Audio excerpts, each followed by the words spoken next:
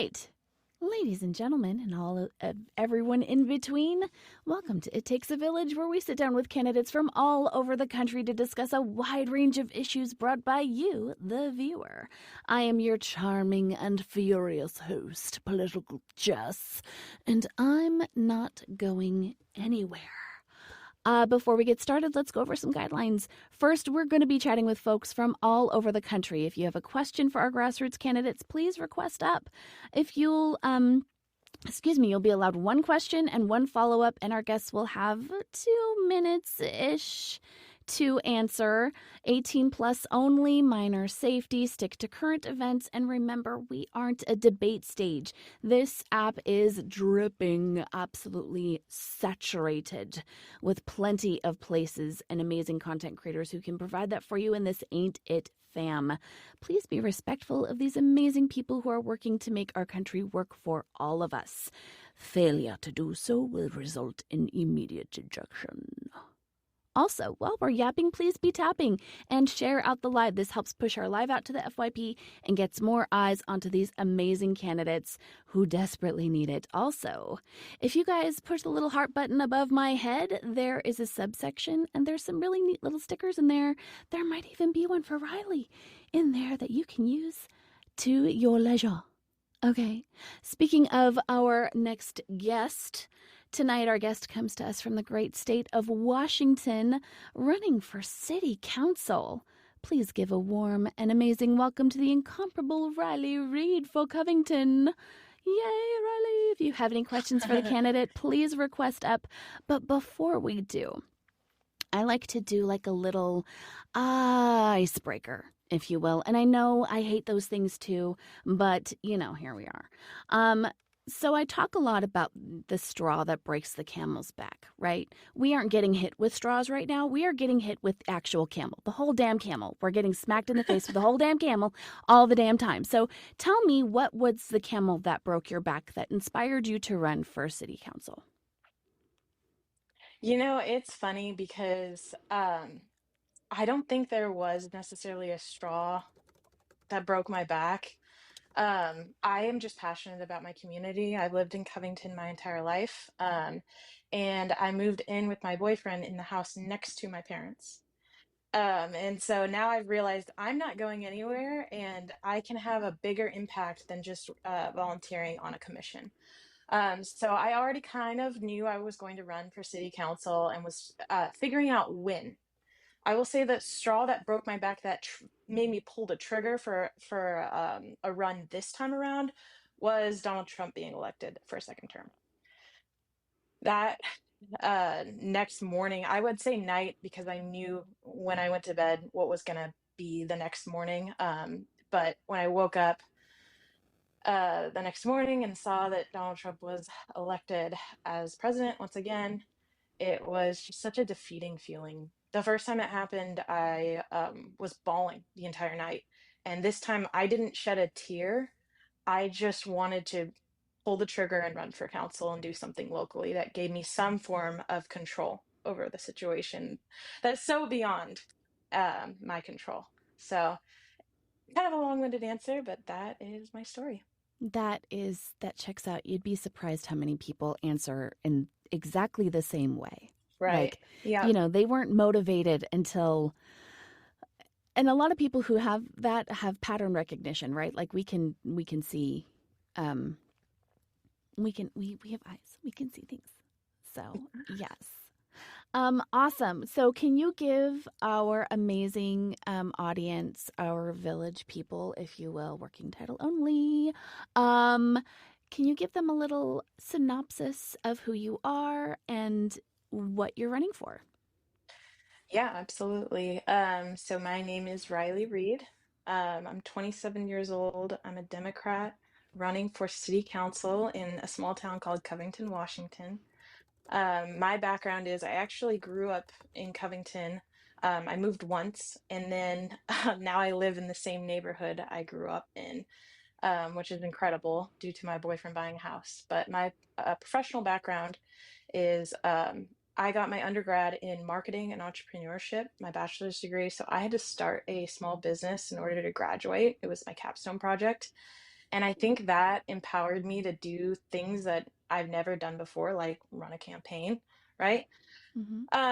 So I graduated that program. It was fantastic. And then I went beyond to get my degree in my MBA, my degree in my master's degree in business administration. I'm so sorry. My cat is meowing in the background and it is distracting. Um, he's upset because I've locked him out of the room that has food. Oh no. How Yeah, dare no, you? I'm very rude like that. Yeah, I feed him 4 times a day, but somehow it's not enough sometimes. Um, Anywho, got my master's degree, became a manager at 22 in the trucking industry. So I'm very, very familiar with trying to lead in a place that people may not want you to be leading. Mm-hmm. Trying to tell older men, older gentlemen, what to do when you're 22 and first time manager. It was a challenge to say the least. So I'm used to being uncomfortable, being the youngest in the room, and maybe not having all the knowledge of everyone else in the room. But I think that it's a common saying that if you're not the smartest person in the room, or if you are the smartest person in the room, you're in the wrong room, right? Um, I've been a manager for 5 years now. I have my master's degree, and then I started volunteering on the Arts Commission for our city. And I became the chair of that pretty quickly and led that group where we would do different art installs. We had a small budget where we could hire local artists. And it was very fun. I loved being a part of that group, and I may rejoin if I don't win, but I don't like saying that very often. When I win, I won't be allowed to be on a commission. So the next Manifest. step, yeah, right, exactly. So the Manifest. next step is getting on city council. I'm going to have influence over a lot more than just art. And I'm just really excited for this opportunity and to see what happens this November. Are you running? You have an opponent, I'm assuming. Oh yeah, I do. So my opponent has been on the council for 12 years now.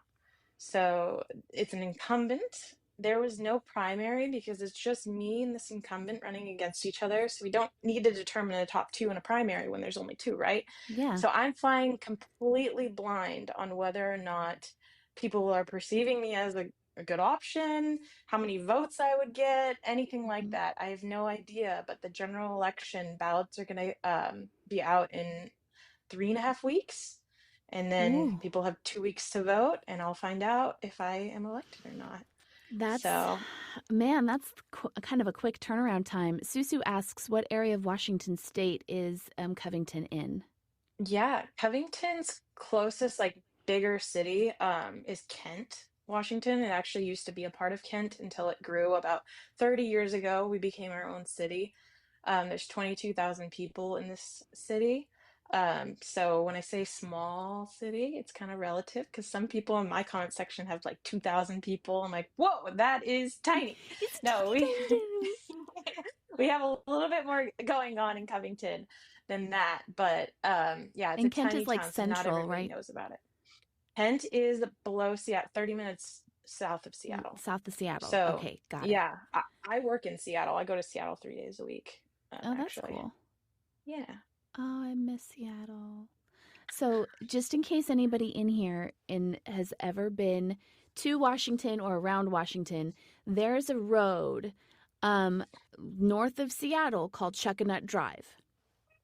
Okay, if you've never taken Chuckanut Drive, Riley, I would highly suggest that you do. It is some of the Chuckanut most Drive. Chuckanut Drive. It is some of the most beautiful. It is some of the most gorgeous stretch of road in the country, in my humble opinion. And I've never, I don't get out much, but um, it is absolutely gorgeous. There's like the islands off of to the side. You get into it ends at Bellingham Bay and Fairhaven and Bellingham. So Oh, it okay, is up there. just the most beautiful scenic route. Definitely worth the drive if you ever want to take a day trip just up the coast. Highly recommended. Anyway, tangent. Just a reminder to the village people in the chat, working title only. If you have a question for Miss Riley, please request up. We would love to take your questions. No question is off the table. We talked earlier about comfort food. Happy Meals, McDonald's cheeseburgers. That is fabulous. I'm also a fan. So I would like to ask you. There are just a million issues that people are being hit with on a daily basis, and it is almost impossible to focus on just one thing at any given moment. What is the one thing that you feel like should be front and center as we're entering our midterm elections? Women's rights. Right now, I'm actually getting more and more concerned about women's rights. So, there are some whispers when it comes to bigger politics. I try not to focus on it as much as I do my election, because again, focusing on what I can control and what I can change right now. But there are whispers about, Project 2025, and in there, the hope is to take control away from women, such as ability to get credit or credit cards like it's 1970 all over again. And I'm the breadwinner in my relationship, so that would make me very upset. But women's rights falls under so many different categories. Like the right to choose is super important. I don't like calling it like pro-choice necessarily because it puts you in a box, but I believe that pro-choice and pro-life are the same thing if you're looking at it scientifically and you're looking at all these different scenarios of women and fetuses dying because we don't have active care in different states. Healthcare. Healthcare. Yes, Yes, healthcare. it's healthcare. 100%. I've been to Planned Parenthood and I probably will go again. Mm-hmm. Not for an abortion, but if it was for an abortion, I'd be willing to say so. They have basic health care at Planned Parenthood that can really help when you don't have the best insurance or aren't on insurance for whatever personal reason that is. Mm-hmm. Um, we're losing lives because of the fight against abortion care, which is healthcare. Yep, 1,000%, as I like to say. Caress asks, what is the number one challenge that you're facing right now in your election? Well, as I'm trying to knock an incumbent off their seat, 12 years on council is, quite an investment. This person obviously cares about our community. So the challenge for me is getting the word out there enough and um, being visible enough to get elected. So ways to do that, signage, super important. So I keep raising little bits of money and then being able to buy more signs. And unfortunately, when you buy in bulk, you get a better deal. So Mm-hmm. I'm kind of working against myself, but every day I don't have signage out, the less that value you get out of that purchase too. So it's like this whole conundrum, right? So I'm trying to get signage out there, boots on the ground, knocking on doors and meeting people or going to events. And it feels like there's an event every single day. So how do I balance that with my work? I'm still a board member in Seattle for the Propeller Club in Seattle. So I have volunteer work to do. And then I have a relationship, a family. When do I go to the gym? You know, all of that. It's been really rough, but the number one challenge is just name recognition and trying to get people to realize that I'm out here only for the best for the city. Mm-hmm. I want what is best for the city, and I hope that people agree with me that the best for the city is supporting our youth and supporting the elderly and providing more community care resources. Susu asks, what are some issues you have in Covington that your opponent might focus on? Um, well, it's interesting. I sat down with our chief of police at the beginning of my campaign because safety is a number one priority for our citizens. Mm-hmm. And youth violence and shoplifting is his number one concern. And my opponent, as they are Republican, and they're the mindset of when somebody does something wrong, they get arrested, they go through the system, all of that, right? My position on youth violence and addressing this issue is providing services and programs so that our youth feel connected to our city, so that our youth have other opportunities other than youth violence or graffiti or whatever it is, right? We want to instill pride into these people. Um, because the system right now, when you get booked into jail, statistically, you're 75% chance that you're going to be back in jail at some point in your life. So that obviously doesn't work. And I believe my opponent's perspective on that is go through the system. My perspective is let's do proactive care. Let's find other creative ways that we can engage with this group of people, which is young teens. It's one of the reasons why I'm doing a public speaking event at a high school, one of our local high schools. I'm trying to get in contact with the other one, but I haven't gotten through quite yet. But I'm going to go to the high school. I'm going to tell them about my experience, tell them ways that they can get involved, and ask them, how can I support you? Because our council hasn't done that yet. Ask, what do they specifically want? Let alone recognize the issue that the youth are, especially the teen demographic, are forgotten. I think that is such a brilliant answer. Can I just reflect on that for a moment, because there are so many kids out there who are just lost in the woodwork. Yeah, They don't have a place to go. They don't have any sort of connection to their communities. And I feel like if they had some sort of connection to their community, that not only would they grow up to be more involved in their own local politics, and have they just have better outcomes, you know? absolutely.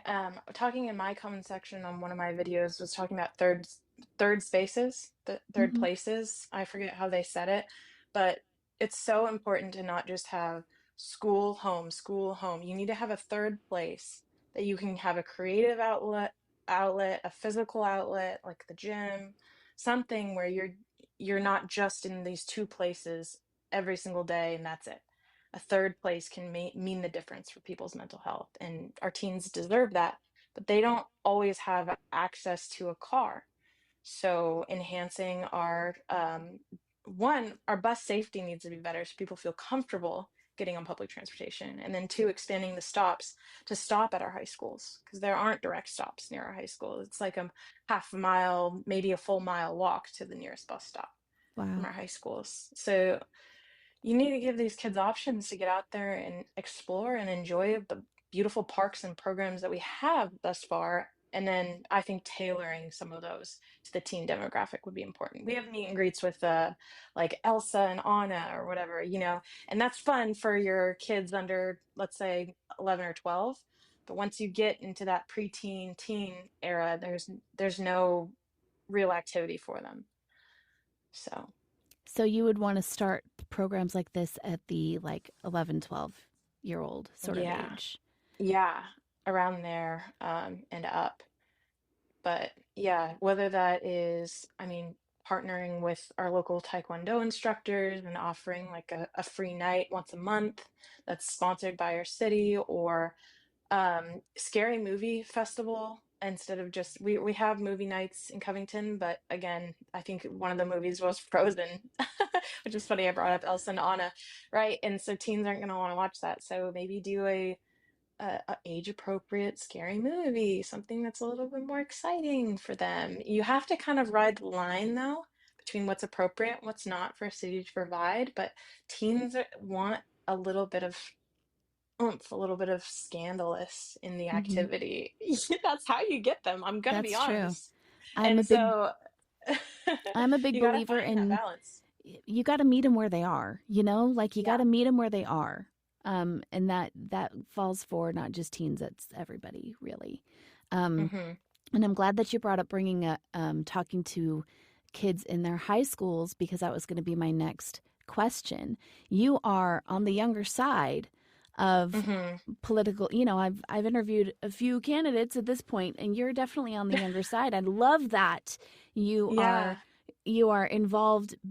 But the thing that I would like to press is that um, the best messenger to get the youth involved is the youth, right? Right. So I'm not saying that you're a youth, but I am saying that the way that you get people involved is by showing up. Right. So Exactly. how else, aside from going to their high schools, what other things can you do as a younger candidate to inspire people to get Yeah. involved? I'm glad you brought that up. I alone have I have a network of friends from growing up here, right? And they have younger siblings, and I have younger siblings who have friends. I have a whole network of people that are in their 20s and teens that are not even realizing that we have opportunity to give back via our city on like a commission. So they're realizing and noticing, oh my gosh, this girl is so involved with their city. How can I do the same thing? So I'm an influence alone by running, which is another reason why I wanted to run now instead of 10 years from now, because I have that I younger demographics attention. Mm-hmm. But also I was a Girl Scout growing up, so I've been doing some speaking with the Girl Scouts of Western Washington. I've gone to a couple of like group Girl Scout events and reached out to them and connected with them. The thing is that demographic, Girl Scouts are already they already give back to their community and already have the tools that they need. So it's not as impactful as I would like. How Mm-hmm. else? I don't know. It's really hard. I've gotten on TikTok for that reason to try to connect with that demographic and Instagram. My opponent's not on TikTok or Instagram, just Facebook. And it's smart. It's a smart political strategy because the older people are traditionally the people that vote. But I'm trying to inspire that younger demographic, even if that's in their 20s. Still, they don't show up as much as the older demographic does. Yep, and I think that I tell candidates all the time, you got to be on TikTok. That's Yeah. where the young, I mean, the older folks are on the Book of Faces, but the younger people are on TikTok, and they're moving to Right. the other social networks also. But I mean, again, you got to meet people where they are. Mr. Rice Absolutely. says, Riley, can you move to California? We need you on our city council. If I were to move to any other state, it might be California because I have some family out there and my boyfriend's family is out there. But unfortunately, I am living in the house next to my parents, and it is a dream. Every time I run out of rice or sugar or whatever it is, it's on the fence in 10 minutes. I don't think I'm moving. I Uh, love it here in Covington. that's fair. That's fair. I don't think I would move either. I'd be like, this is great. I I don't feel like know. cooking Well, and tonight. Mom, what are you making? absolutely. I can pop over there anytime. I have family dinner with her every Sunday. Me and my boyfriend go over and she makes us a lovely meal. Ah, I love And that for then you. thinking about the future, right? Thinking about a family, which both me and my partner want. We want to adopt actually. And how amazing would it be to be right next to the grandparents when you have Mm-hmm. those little ones? Oh, I just think it's a game changer for sure. It takes a village to raise children. So I'm using your terminology. hey, it takes a village to do damn near anything in this country at this point. Yeah, So, true. yes, and the whole like having community when you're raising your children is so incredibly important. Hmm. So I yeah, no, I wouldn't give that up for anything. I'm so super Yeah, jealous. sorry, California. I know, right? It's so nice out there. Hey, Dexter, It is. thank you so much for joining us. Did you have a question for Riley? Your mic is muted. I don't know if you can hear me. Hi, yes, sorry. Hi. I didn't realize I was muted. No, you're fine. You're fine. You're good. Um, yeah, ironically, I did not prepare a question today, and I just woke up and I was like, oh no. So it's gonna be a really simple one today, and we still have the follow-up for Yeah. it. Yep. Okay, so number one, what is the smallest, easiest thing that you would do once elected to make life better for your people? Oh my goodness. You said that was an easy one? Small, small, So- But I you don't want to know what just I ask adjust the rest of myself. these guys when I don't. on a Sunday. Yeah. The smallest, easiest thing is going to be continuing to push, like on social media, the events that are happening. A lot of the events that I've been posting on TikTok are after the fact. And one of the most common comments I get is, "Oh, I wish I knew this was going on. Oh, I missed this event." Right? So proactively communicating with the community on what is available to them, I think that's a small, easy thing I could do on a daily basis. That that sounds fantastic. Like giving people the information that Mm-hmm. they need to organize. Fantastic. Follow-up question. What's the biggest? Yeah. So, the biggest thing I can think of right now, there's two, but I'm gonna go with one. We don't have a dedicated community center in Covington. We have a public library, which is funded through the King County Library System. But we don't have like a dedicated area that we can do programs for people. And the library is constantly booked. We had 180,000 people visit in 2024. Very busy library. There's a huge demand. So the city is already trying to do a community center. They want it to include shopping and a pool and a gym and all this luxury items, right? Which I just see the dollar signs go up and up and up and up. And we don't want to raise taxes on our people for a pool. I think there are other things that matter that maybe we could raise taxes for, but a pool doesn't sound like it to me. We already have one actually. So we need an interim community center while we're getting that big dream that could take 20 years. We need something now for our city. And some ideas that have been thrown around are like partnering with people who already have a facility, like partnering with a high school and saying, "Hey, can we use a couple of your rooms or one of your portables for a community center for different activities?" Um, but filling that gap, I think it's just such a question mark. There's so many ways you can go about it, and there's so many people that could benefit from it. Thank you so much. And so I'm not American, and I frequently have this experience where there are things that I just do not think about, like every area not having a pool because it's not as important for you guys to learn to swim as it is here. Most of our people live within 30 minutes of the ocean. That's true. So, yeah, yeah, cool. Loved it. Thank you so much. Good luck with your race. Yeah, thank you. Thank you for the questions. Thank you, Dex. Also, the disconnect button has I moved. got you. Jess, Don't worry. help. No worries.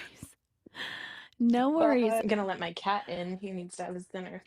He's like, I'm hungry, mama. He's Feed not me, happy. Seymour. George. Oh, George, what a great name for a cat. Okay, I know. Bacon, I'm going to let you up now to ask your question. This is our friend Bacon. Oh, Hi, Bacon. hello. I'm gonna open Hello. my camera. Hi, I'm gonna introduce myself real quick. I'm 46, Kamala Harris, him, California. I was an immigrant and a disabled person as well. And I have three questions, by the way, for you. Oh, great. Well, number one, you're running for a city council. Am I correct on that? Yes. Oh, okay, okay. City council. What are your proposals that will benefit uh, for your city for immigrants that wanting to better their lives, and uh, what protection are you willing to suggest to your congressman and all those on top? Right. Well, at our city level, we aren't able to pass like laws. We're able to pass something called an ordinance. So we can pass an ordinance that basically says employers and businesses are not allowed to open their doors to ICE. I mean, you could pass something like that. Um, it would be very radical, conceived as like perceived as radical by our community, because I live in kind of a purple city, I'm gonna be honest.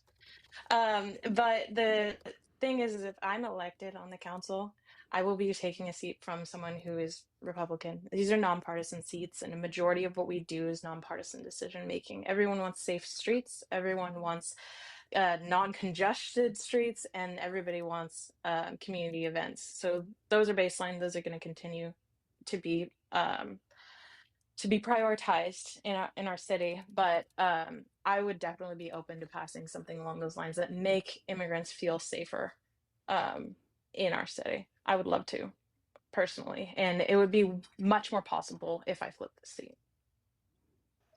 And I hope that you will, and I will. If I was there, I'm gonna help you out, no matter what. And I'm gonna say, and my second question is, as a disabled person, do you agree that we need equality and equality to disabled community to be able to function as a normal being, like for example, in a work environment and in society? Do you think we need to have equality and equality in the city? Yeah, 100%. And I love that you share with me openly that you have a disability. I'd like to do the same for you and share that I also have a disability. I have a neurological condition that's degenerative over time, but my hands shake constantly because of it. I don't have very good balance. I fall down the stairs all the time. And as I get older, I will lose the ability, potentially lose the ability to walk on my own. And also do the small things like fasten a button on a shirt, zip up my jeans. So I constantly look for disabled parking when I'm touring parks and taking videos, and you'll see that on my page. I always point out the disability parking, and I'm looking at sidewalk clearance. I'm looking at off ramps in appropriate spaces, things like that. So I would be an elected disabled person by definition. Oh wow! So yeah, that is a And, huge wow! priority of mine for myself And and my siblings who have it as well. wow! Well, uh, I'm lost for words, and That doesn't the happen very gratitude, often. because what's it called this? We need we need we need a little bit of voice, because we know that as a disabled, we they are building a strong imaginary wall between us and the government, and you are breaking that boundaries, and I'm so Yeah, proud of you. thank you. That is really kind to say. I don't always, I feel imposter syndrome throughout this whole experience running for council, and who knows what's going to happen. I could very well be elected, and I'm probably going to feel imposter syndrome for quite some time. But I'm just excited about the opportunity, excited about to hopefully make more people speechless and share my personal experience living with the disability while being on the council. I think it could be a really valuable thing for our city and for me. Lastly, I'm gonna say this, and to everybody that is in here, just listen to me. Don't let your disability run your life. Run with your disability with your held up high and with a freaking smile on your face.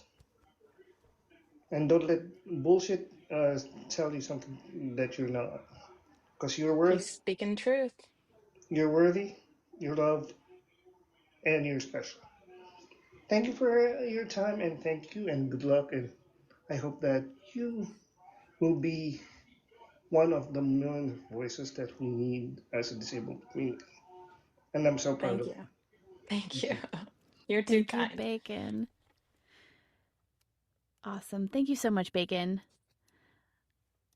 All right. If anybody has any more questions, now is the time to come up. We've got about, another 5 or 10 more minutes of questions, and then we'll go into our Activist Alley session.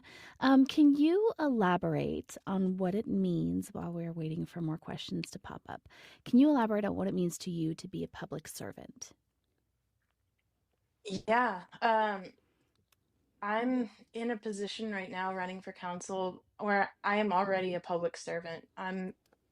I'm listening to people and while I knock on doors and finding out things that they need, communicating directly with the city on what those things are. And anyone can be a public servant, regardless of being on a city council position, just volunteering for a day to clean up a street. Anyone can go out and do that. Um, what it means to me personally, I want to give back to my city because I have four sisters, my parents, and now a niece that lives here and benefits from what Covington has done so far. And I just want to build upon that and create a space that just feels safe and inclusive. Um, so it means the world to me. And I come from a background of community service. So it may be just like a second nature thing to me, but I just think it's so important that everybody should take the time to go out and give back to their community. You end up receiving 5 times the amount in even just like happy feelings inside at the end of the day. But yeah, it means a lot. Mr. Rice says the greatest gift a public servant can give to their community is the gift of their time. And I absolutely love that. That's so great. So let's talk a little bit about fundraising because as you Oh yeah. know, and I don't know how it is on the local like city council level, but nationally, big money has kind of ruined politics and decimated our government.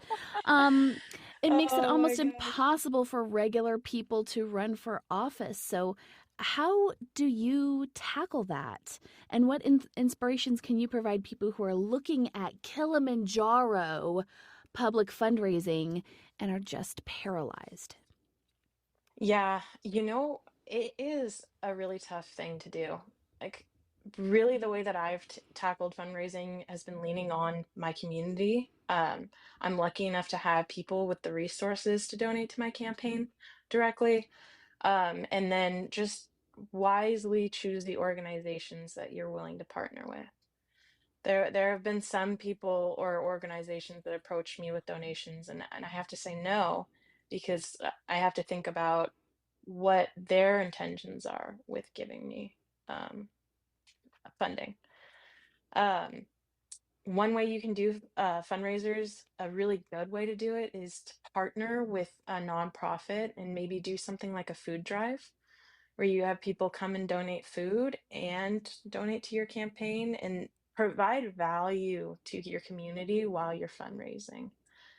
Um, I did a campaign kickoff where I got you can get organizations to donate, a space and food and maybe the sound system to do this. Make Mm-hmm. it fun, make it social, provide resources for them when they come, or maybe an additional public speaker with insights, and people will donate and rally behind you. That's what I did to raise money for my campaign. But a lot of my campaign in the beginning was all just funded by myself. So I had to know financially that there was going to be some investment from me, not just all the time I spent my entire summer in my 20s, which I could be spending doing so many other amazing things. I decided to spend my time and my money on this campaign because it means that much to me.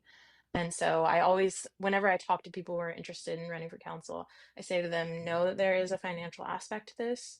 Make sure that you have the ground level to invest in yourself in your future and put a limit on what that investment looks like.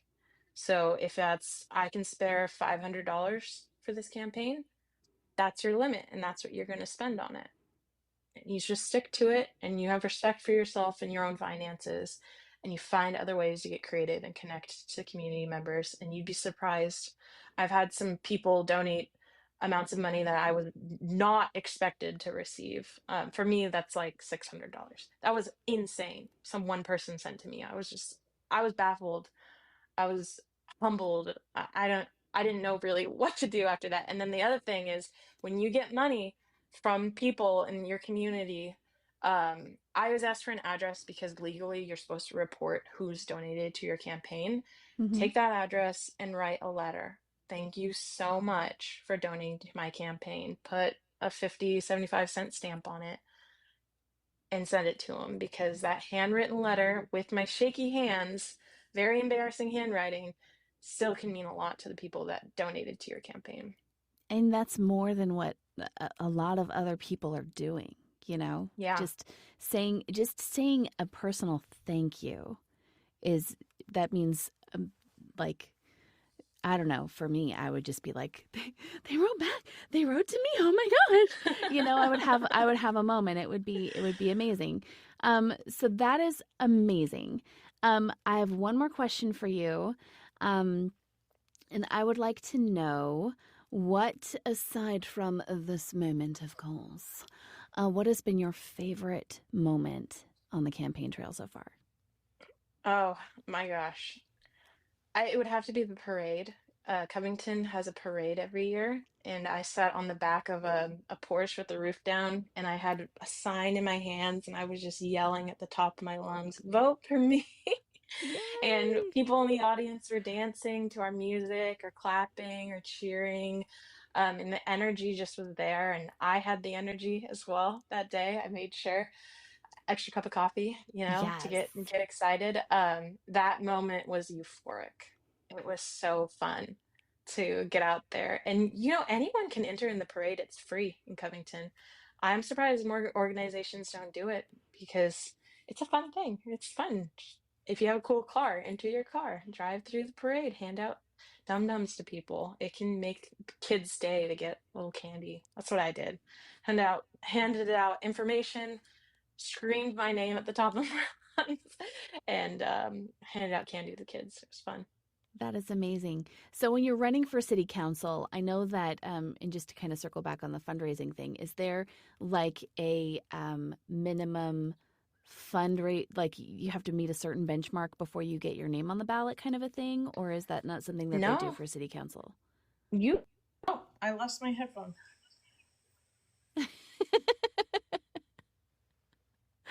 Story of my Weird. life. That's so funny. You don't need you technically don't need $1. There is a fee to file. I think it was around $180 to file to be on the ballot. Mm-hmm. Outside of that, you could just file $180, my name's on the ballot, and see if you win. Technically, you could. Mm-hmm. That's not my story at all. You're like, that's not my journey, Campaigning is but expensive. Yeah, no, and mm-hmm. it takes a lot of time, right? But um, yeah, no, there's no minimum other than that fee to be on the ballot, which is around $200. Awesome. And you have to pay that out of your own pocket. You can't get other people to pay that for you. That's a bummer. I mean, I Yeah, guess that I agree. it's better than like for other more larger offices. You have to meet like thousands of dollar benchmarks, Yeah, and yeah. just so I love that, at least in Covington, they don't have a whole lot of obstacles No, to make yeah. it possible for people like you to run. So I think that that's hmm fantastic. Lots of paperwork, but not financially. It's $180, and I was on there. I will Nice. be on there.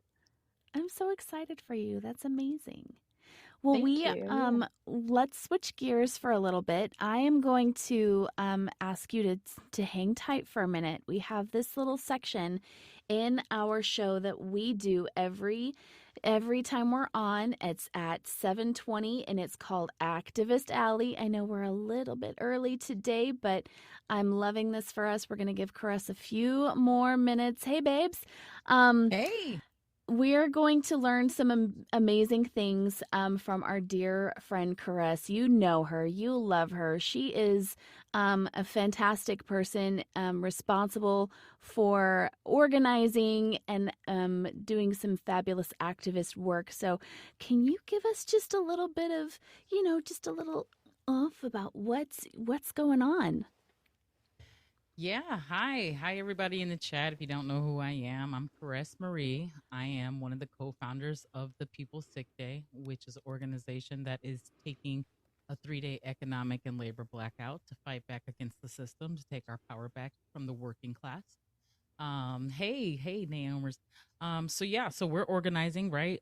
Started out grassroots, started back in May, have grown a Discord to over 21,000 members, Facebook group of over 8,000 members.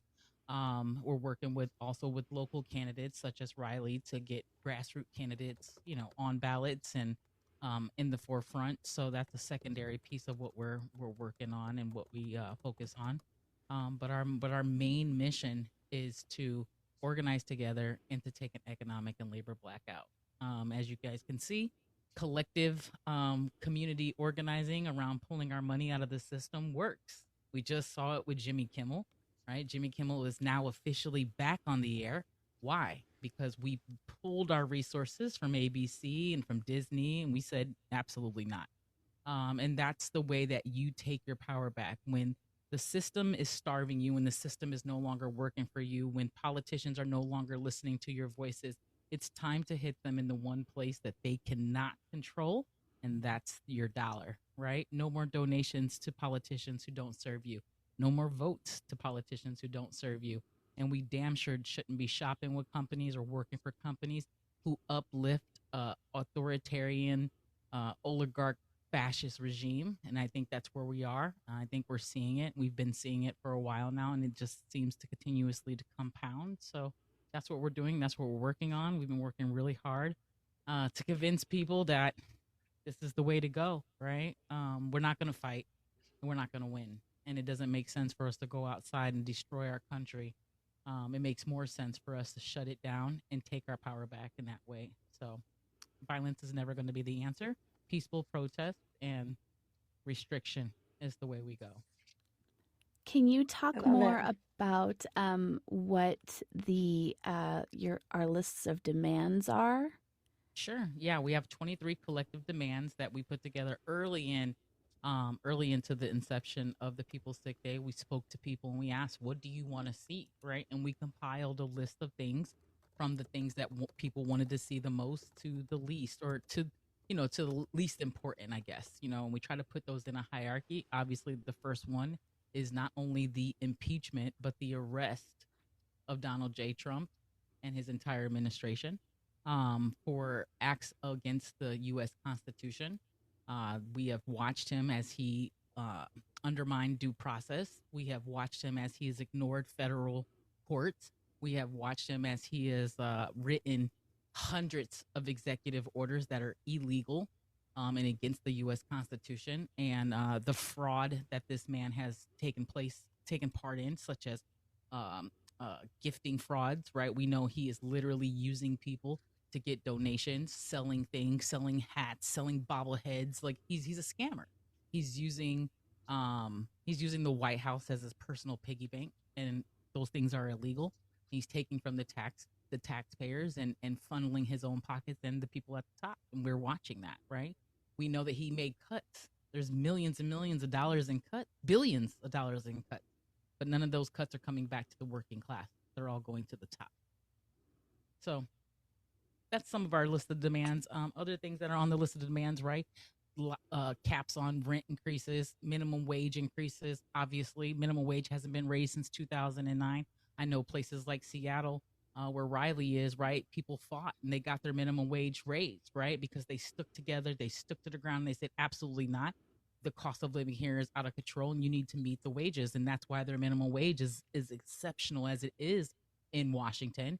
But it should be like that across the country. And I still think you're still not where you need to be at in Washington or places like New York or Illinois, big cities like LA, Chicago, where people are struggling just to live, right? 50% of our homeless community live on the streets with a full-time 40 hour or plus job.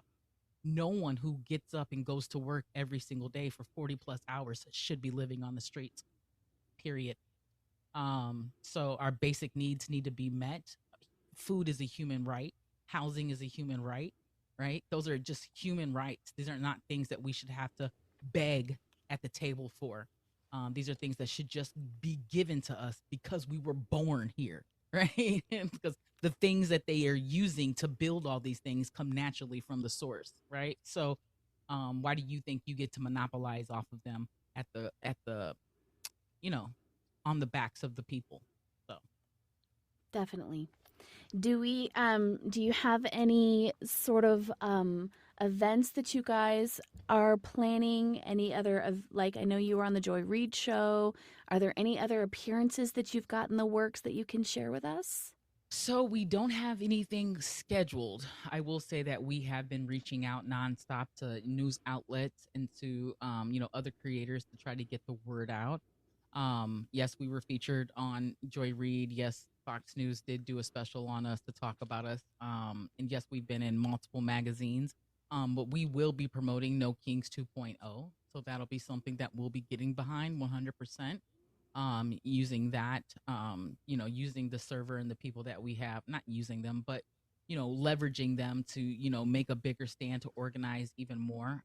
So we're really working on how we can campaign that, and get the word out there, and how we can leverage the group and the dynamics that we have built in order to just spread the word there and get people out. Those that didn't go last time because they were afraid or because they just couldn't make it, maybe this time we can get them out there and encourage them. And typically we don't promote protests, but I think we're at the point now where we're left with little choice, right? We're left with little choice. And I think I think protests are dangerous, and they sometimes can be fruitless because you go out and you yell and you scream and you go home and you achieve nothing but yelling and screaming, right? And you don't have any demands met. But I do think that we're at a point where they need to see our strength again. They need to see that we are just as serious now as we were back in June. So yeah, that's where we're at right now. That's what we're working on. We're also working with Election Truth Alliance. As you know, what's going on with that? There are some anomalies that have been found. So we're working with them to communicate when those anomalies have been found, when the court cases have been highlighted, what the next steps are, and how people can help. We just did an alert to get people to, check in with a lawyer from the Electric Truth Alliance team if they're in certain counties. They want to talk to people, right? They want to see where they voted and if it was correct on the ballot. So there's some funny business going on there. So we are trying to network in those spaces, but we support any acts of resistance, honestly, any acts of resistance, which is what we all should be doing right now. I think that's super, super awesome.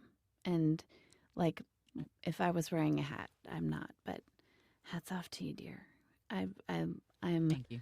constantly in awe Hard work. of all of the things that you are doing. So thank you so much for Hey, fighting and keeping up the fight and reminding everybody that it is absolutely worth it. This country is is. absolutely worth it. And we could It is. all And we could all have what we need to thrive here yeah, if we work for it, and it's worth it. yeah. So And I feel like, and we take away the division, right? We stop fighting each other for the things that are very much obsolete, right? Does your paycheck change when someone's in the bed with another man because they're a man? No. Does your no. paycheck change when a woman decides that she doesn't want to carry a child? No. Right? Your paychecks and your bills and your families don't change for a lot of these things that you're making a part of the issue. And what we need to be focused on is, bettering our economy, making sure that our kids have safe educational, places of education, making sure that our elderly has health care and has care, when they retire and they've served the community, making sure our veterans are taken care of after they've served our country, and making sure that people that are underserved feel equitable, feel like they are, have an equal playing ground, and investing back into our community and our infrastructure to be competitive against the global market. And I think that's where we're lost at. We're focusing on the most ridiculous things instead of keeping our eyes on the prize. Yeah, making I tell ourselves people, better. yeah, I tell people all the time, the fight is not left to right. It's not left to right. It's top to bottom, everybody. Like, it's this way, not this way. So, so I love that you are out here doing what you do. Thank you so much for coming onto the show tonight, to And share thank your you for having me. message. And thank you, Riley. Yeah, thank you. It's so cool to hear everything that you're doing to organize. We're having No Kings protest in Covington, believe it or not. Small town, but we're going to show up. And we did back in was it April that we had the first one? It was June. back in Yeah. the, oh, it was June. Yeah.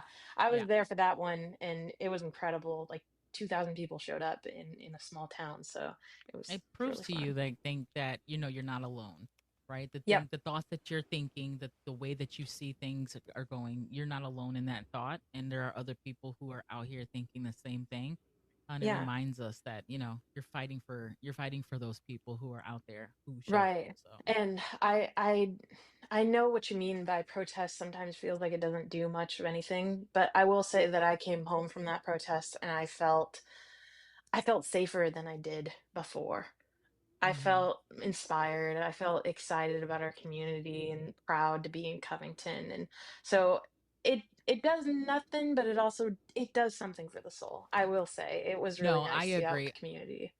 I agree that that part of it, seeing, like I said, seeing that you do have, people out there that agree with you, is a big part of it. It's showing that Hmm. there's a community. There's a community who thinks and feels the same way you feel.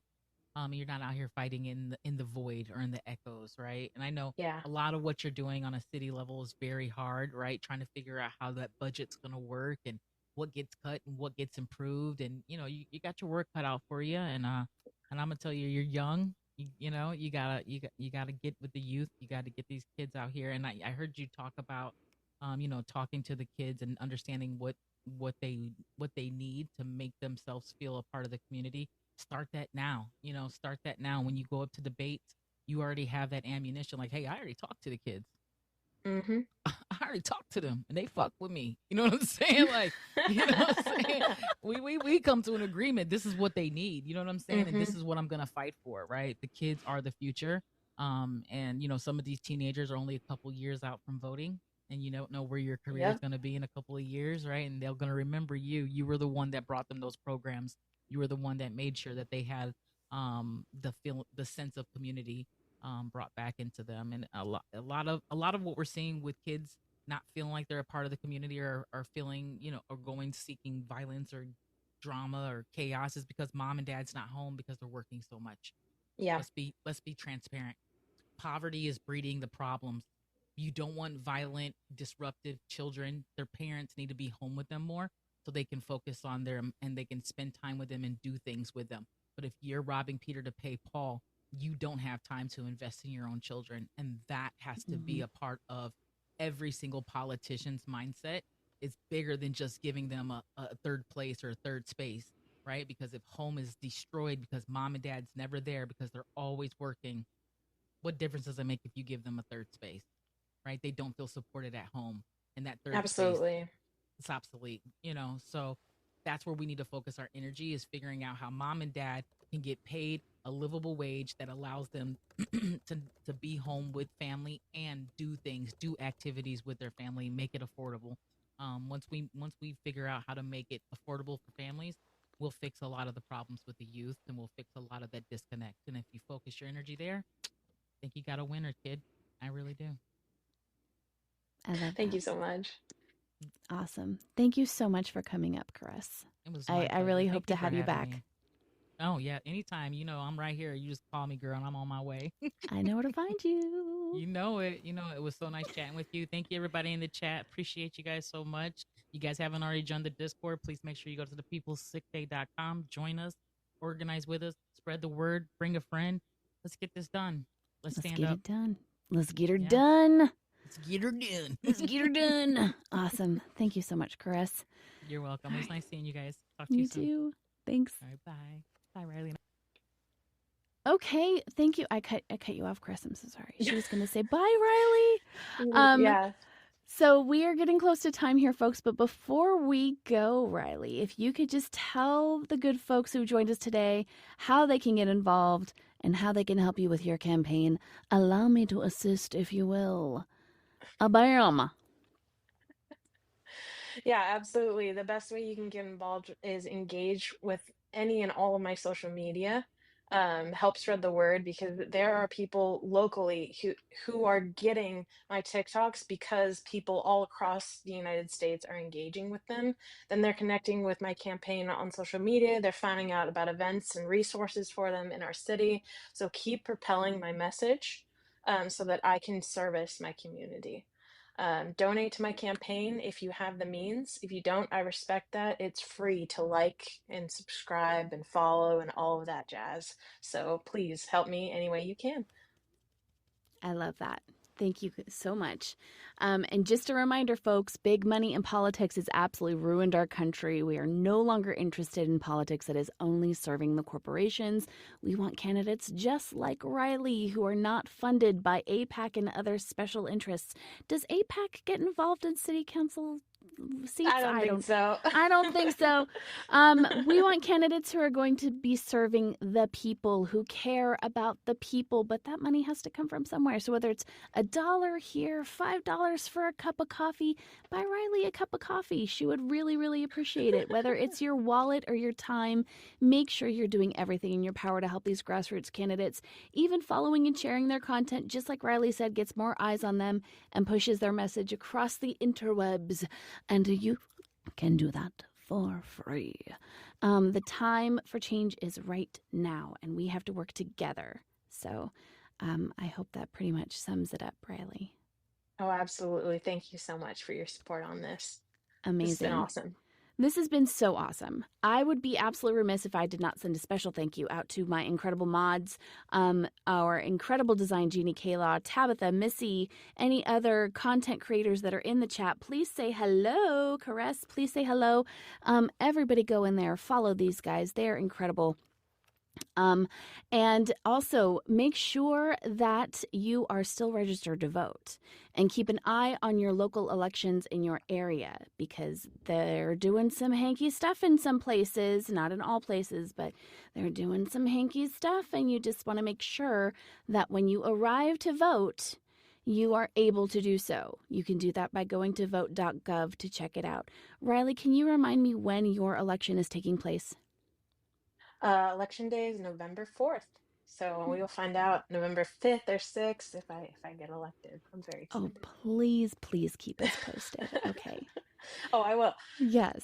This was incredibly inspiring, and I know we have a whole lot of people who are super scared right now, but I want to remind everyone that the fear is the point.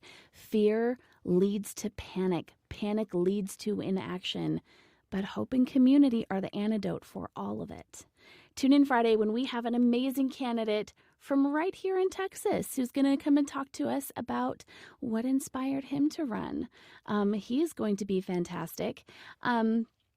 Be sure to follow us on the Substack on Apple and Spotify and all the places where you find your podcast. TubeView also. And join the peoplesickday.com to throw a wrench in this bish. I said bish. We love the TikTok shop. It's about time for TBH. Tab, if you're still here, say hello. If everybody could go follow Tab because her show is coming up next. Thank you all so much for joining us, Riley. Thank you so much for coming on. Thank you for having me. This is awesome. I really appreciate appreciate you all your guys. time. Of course, I cannot wait to have you back. And actually, I want to have you back after the election so we can talk about like what the outcome was, what went right, what went wrong, what went right, how you got elected, all of the things. Yes, let's do it. It's going to be amazing. All right. Thank you so much, everybody. And TBH is next. Have a great night, everybody. Thank you so much. Bye.